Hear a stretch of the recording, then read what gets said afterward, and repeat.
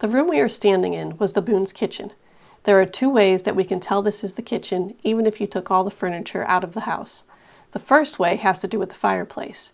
It's wider, taller, and deeper than the fireplace in the parlor. This was to accommodate the Dutch ovens, iron kettles, and cast iron skillets used for cooking. If you look at the floor in front of the fireplace, you are going to notice a small trap door. At one time, the trap door opened to a 3-foot deep, log-lined pit. The pit was used for food storage. The Boones did have a large root cellar outside the house to store the majority of food for winter, but they would not have wanted to open the cellar doors every day in the hot summer and let out the cool air. They would have taken a week or two's worth of food at a time out of the root cellar and stored it in the pit, kind of like today's freezer for long-term storage and refrigerator for short-term storage. Looking around the room, one of the other things you're going to see is this beautiful loom.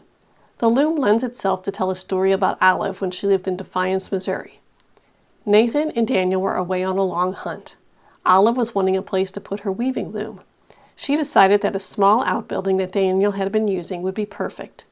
The problem was a lot of weaving occurred in winter, and the outbuilding lacked a fireplace. The ever-resourceful Olive had a solution. She sent an enslaved lady to the neighbor's house to borrow a 2-man crosscut saw.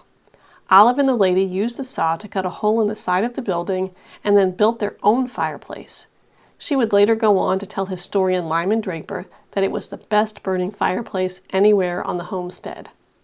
The rest of the furnishings you see in the house are actually reproductions. Unfortunately, at the time of Nathan's death, Olive auctioned off the contents of the house. What we have are period correct but not authentic items.